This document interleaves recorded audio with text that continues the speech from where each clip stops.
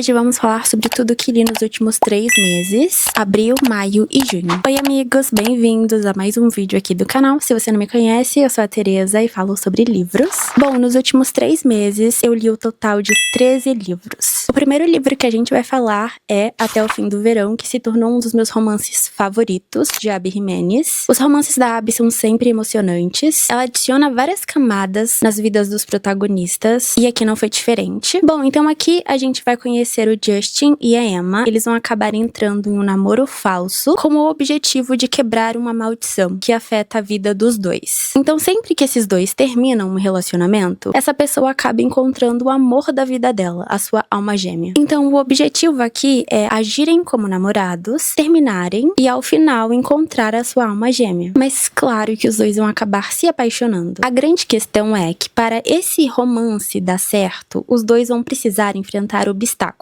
Os dois estão em momentos muito complicados. Então Justin, ele vai acabar ficando responsável pela guarda dos seus irmãos mais novos, e a gente vai descobrir o porquê ao decorrer da história. E a Emma vai ter que lidar com verdades e os traumas que a sua mãe trouxe à vida dela, que é um relacionamento bem complicado e tóxico. Um livro que a base é um clichê, mas que traz temas bem delicados, e é o que eu amo nas histórias da Abby, porque ela faz isso incrivelmente. Chorei muito ao final desse livro e temos hot nele. Pouco, mas temos. Um favoritado, 5 estrelas, e eu super indico. A minha segunda leitura foi feita pelo Kindle, que foi um terror psicológico, meio que um thriller, suspense, tudo misturado, que se chama Nós Já Moramos Aqui, do Marcus Cleaver. É um livro que te enche de medo, te deixa com um pouco de adrenalina, extremamente ansioso e que te traz um pouco de desespero. Então aqui a gente vai conhecer a Ivy e a sua namorada chamada Charlie. Elas trabalham juntas no mercado imobiliário, compram casas abaixo do preço, reformam essas casas e depois vendem. E neste momento da história, elas acabaram de comprar uma casa bem antiga, super barata, bem isolada. É o que define. Um belo dia, Ivy está sozinha em sua casa, a Charlie, sua namorada, foi para a cidade e alguém bate na porta. A Ivy, ao atender, dá de cara com uma família, composta pelo pai, a mãe e 3 filhos. Eles vão pedir para entrar, porque aquele cara diz que já morou ali, e ele explica pra ela que quer mostrar a casa que ele cresceu pros filhos. E infelizmente a Ivy vai deixar essa família entrar. E a partir deste momento, coisas estranhas começam a acontecer. Até que a Ivy não vai saber mais diferenciar o que é real ou não. Bom, novamente, esse livro me encheu de desespero. Eu precisava ficar me lembrando constantemente que eu estava lendo um thriller. Então dificilmente eu teria um final feliz. Porque assim, gente, eu sou uma garota do romance, entendeu? Então eu quero que o casal tenha um final feliz. O final desse livro me deixou abalada. Se você quer um livro que seja muito difícil de largar, que te traga sensações bem desconfortáveis, eu super indico. E assim, eu avaliei ele com 2.5 ou 75, eu não me lembro bem. E a minha nota baixa, obviamente, foi pelo final, que eu fiquei super chateada. E o segundo ponto é porque o autor deixou tantas coisas em aberto, coisas que foram inseridas na história, mas que foram deixadas de lado. Então eu senti muito isso na história, sabe? Que faltaram muitas coisas. Talvez tenha sido a intenção do próprio autor, mas não me agradou, então eu dei uma nota baixa. Mas é uma história bem interessante. Devoradores de Estrelas, do Andy Weir. Essa foi definitivamente a melhor ficção científica que eu já li em toda a minha vida. Ela é extremamente divertida. O livro começa com um homem acordando de um possível coma. Ele acredita estar em uma espécie de quarentena. A questão é, ele não sabe onde está, o porquê está ali, qual é o seu nome e quem são as outras 2 pessoas que estão mortas. Bom, ao decorrer da história, da narrativa, a gente vai descobrir com o protagonista, que se chama Ryland Grace. Ele é um professor que está em uma missão no espaço. O Sol está sendo devorado por uma espécie de alienígena, e ele precisa encontrar uma solução. E ele vai ter a ajuda de alguém bem inesperado e por quem eu sou completamente apaixonada. Esse livro é muito, muito divertido, mas também super emocionante. Eu super indico o livro de adaptação, que é incrível também. Meu Deus, o filme é muito bom. 5 estrelas. Como a maioria das pessoas, eu me encontro obcecada por Off-Campus. E assim, claramente, antes da adaptação sair, eu li O Acordo. Eu li os outros livros em junho, mas eu vou falar de todos ao mesmo tempo, porque vai ficar mais fácil. No caso, a série se chama Amores Improváveis. São romances de ok. Em cada livro a gente vai conhecer um casal. E são romances adultos, mais 18. Então temos muitas cenas hot. Vamos falar sobre O Acordo, o primeiro livro da série. Aqui a gente vai conhecer a história do Garrett Graham, que é o capitão do time de hóquei, e da Hannah, uma estudante de música. Os dois vão entrar em um acordo. A Hannah vai ajudar o Garrett a estudar para uma matéria específica, e como pagamento ele vai fingir ser o namorado dela. E o intuito da Hannah é chamar a atenção do carinha que ela tem um crush. O enredo do acordo é o meu favorito. Eu me apaixonei pelos protagonistas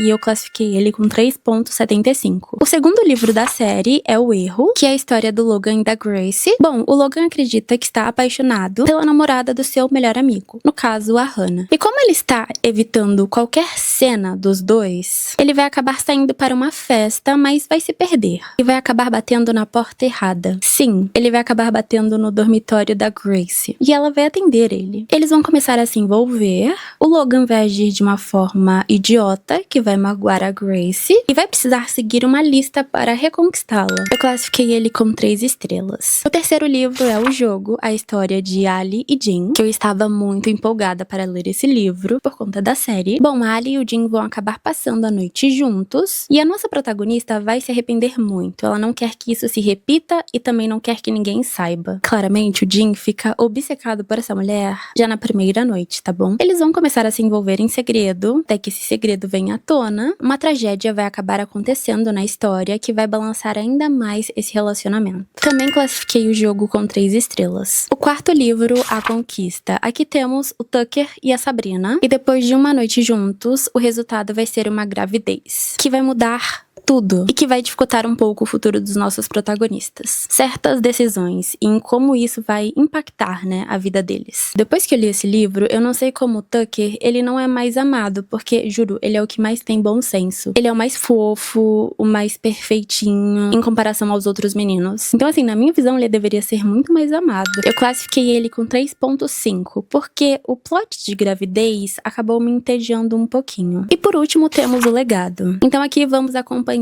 todos os casais passando por uma crise no relacionamento. E talvez superando elas. E assim, ele foi um livro que me decepcionou, porque ele foi feito para quem se apaixonou muito pelos livros, o que não aconteceu comigo. Foi um livro que eu não vi necessidade e certas coisas me decepcionaram aqui. Eu li os livros porque eu fiquei apaixonada pela série. Mas ela é de longe muito melhor. Mas eu não quero falar muito, porque vai ter um vlog de leitura aqui no canal, que vai ser muito mais detalhado com todos os meus pensamentos e reações. Então são livros clichês que possuem tramas mais sensíveis, mas que não são trabalhadas de uma forma tão profundas. E assim, os livros, no geral, me trouxeram um certo desconforto com os pensamentos e comentários machistas dos meninos. Então, assim, eu amei muito várias mudanças que ocorreram na série. E eu classifiquei o legado com 2.75.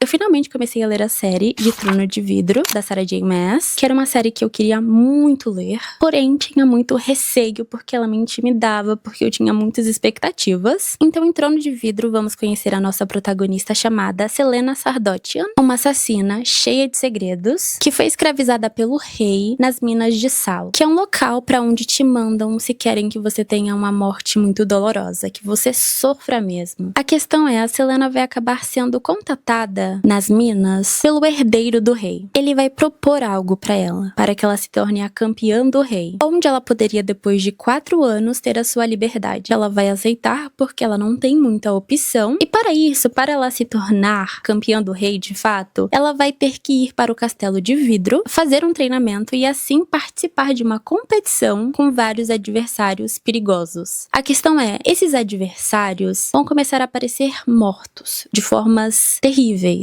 Então existe esse mistério também na história, romance, muitos segredos. É uma personagem cheia de segredos e não temos Hot até então. Eu estou indo para o 4º livro, ainda não aconteceu nenhuma cena de Hot detalhada. Não sei sobre os outros livros e ainda não conheci o Rowan, que eu espero que eu conheça logo. Mas enfim, a Celaena vai passar por tudo isso para que ela de fato consiga se tornar a campeã do rei e ganhe a sua liberdade, que não vai ser tão simples. Eu classifiquei Trono de Vidro com 4.75. Eu li também Coroa da Meia-Noite, que é a continuação de Trono de Vidro. Eu classifiquei com 5 estrelas. E assim, eu amei muito esse livro. Temos romance, mistério, ação. Meu Deus, as últimas páginas eu fiquei chocada. E também temos vlog de leitura, caso você não tenha visto. E assim, as minhas reações foram sinceras. E depois li o meu mais novo trauma literário, A Lâmina da Assassina, que vamos conhecer um pouco do passado da protagonista e alguém muito importante pra ela, que impactou muito a sua vida e a minha também. Então, eu optei, né, por seguir a ordem de leitura da própria Sarah J. Maas. Ele me devastou completamente. Sean Courtland está gravado no meu coração e esse livro foi um 5 estrelas. É bom eu nem lembrar, porque eu vou ficar triste. A minha penúltima leitura é da Jane Austen, Emma. Eu finalmente concluí essa leitura. Eu iniciei Emma há muitos anos atrás, mas por conta da minha depressão eu não dei continuidade. Então eu falei, não, este ano eu vou iniciar novamente a leitura e vou finalizar ela, mas ela foi um pouquinho arrastada. Então aqui a gente está na Inglaterra no século XIX. E vamos acompanhar a vida de uma jovem adulta chamada